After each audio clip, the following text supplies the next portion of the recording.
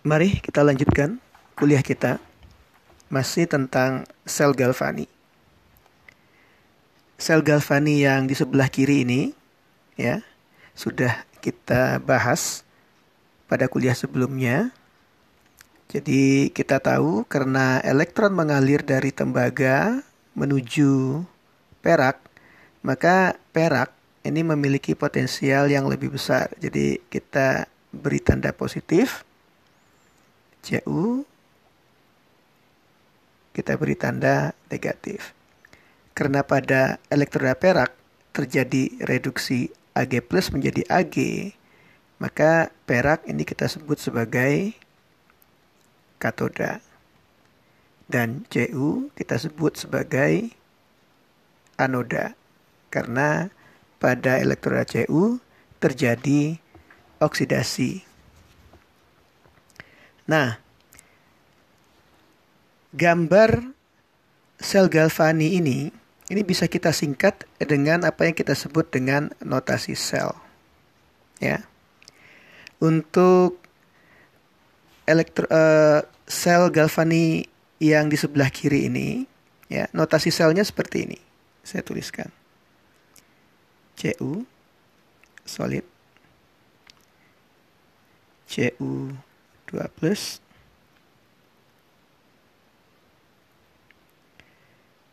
Ag plus, Ag.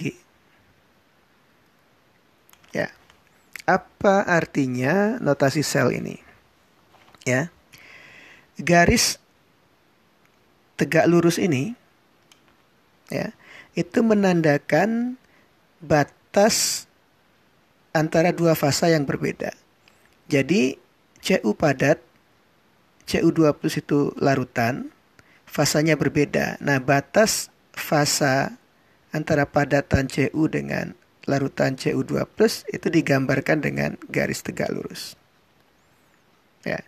Jadi kalau kita lihat bagian jembatan garam ini, ya, fasanya dengan larutan Cu2 plus itu berbeda, cairan dengan padatan, maka kita beri tanda garis tegak lurus. Ya. Nah, kalau kita bergerak terus pada jembatan garam, pindah ke wadah katoda, ya, kita akan menemukan batas fasa lagi, ya, antara jembatan garam dengan larutan Ag plus.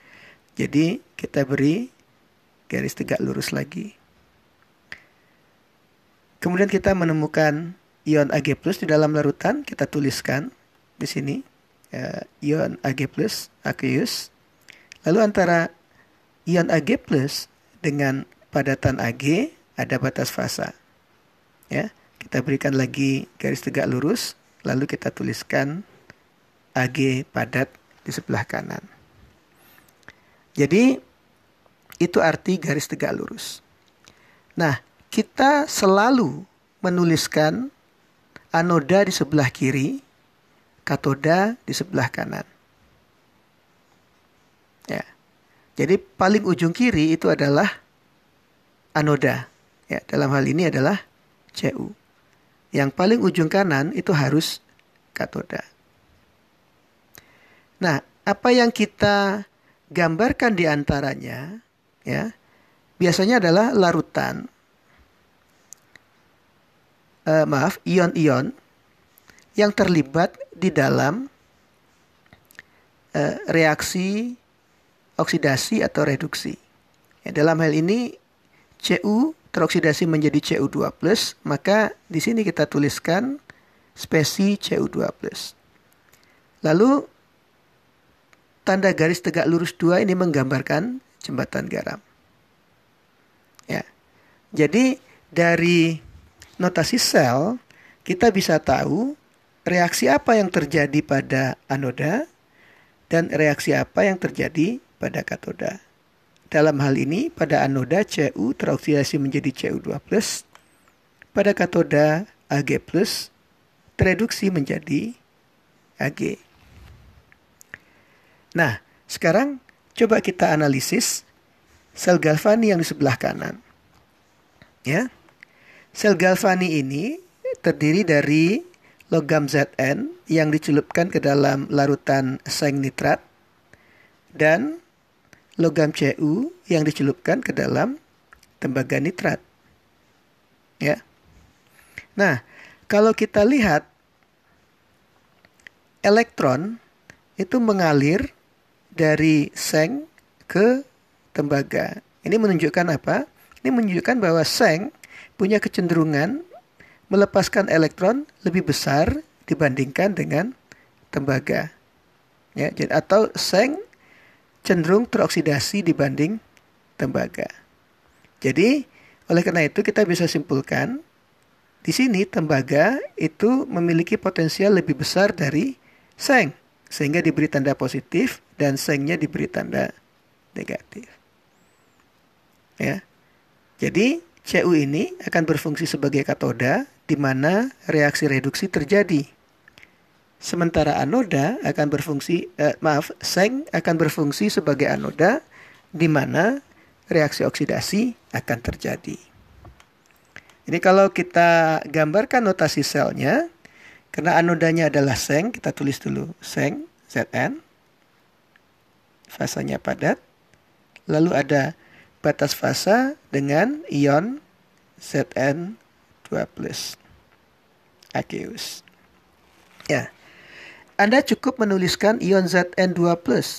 Tidak harus Anda menuliskan seng nitrat di sini. Kenapa? Karena ion nitrat tidak ikut mengalami reaksi. Jadi nitrat hanya ion penonton. Tetapi kalau di sini Anda menuliskan seng nitrat juga tidak salah. Ya, Anda bisa tambahkan, ya, misalnya Anda bisa tulis di sini konsentrasinya, misalkan 1 molar. Ini lebih lengkap. Ya. Setelah itu ada jembatan garam. Lalu ketika kita pindah ke kanan, kita menemukan larutan Cu2+. Aqueous, konsentrasinya berapa? 1 molar. Anda bisa tulis 1 molar. Ya. Kemudian paling ujung adalah Cu padat. Ya. Itu adalah katoda. Jadi kita bisa menggambarkan sel galvani dengan notasi sel. Dari notasi sel kita tahu reaksi apa yang terjadi pada anoda dan reaksi apa yang terjadi pada katoda.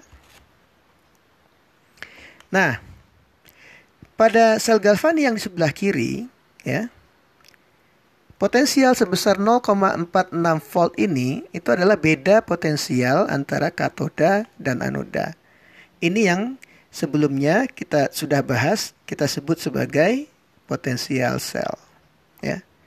Jadi potensial sel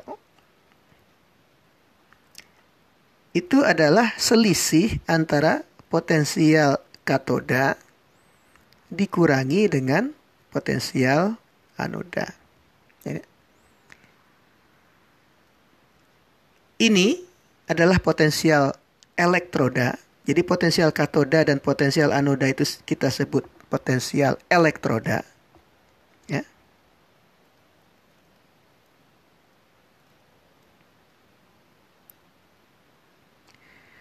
Selisih antara potensial elektroda ini, potensial katoda dikurangi potensial anoda, itu yang kita sebut dengan potensial sel. Ya. Potensial sel. Jadi bedakan antara potensial elektroda dan potensial sel. Pada sel di sebelah kanan, nilai potensial selnya adalah 1,103. Ya, selisih antara potensial katoda dan potensial anoda. Ya. Nah, kita bisa mengukur beda potensial antara katoda dan anoda, tapi kita tidak pernah tahu berapa nilai absolut dari potensial katoda maupun potensial anoda.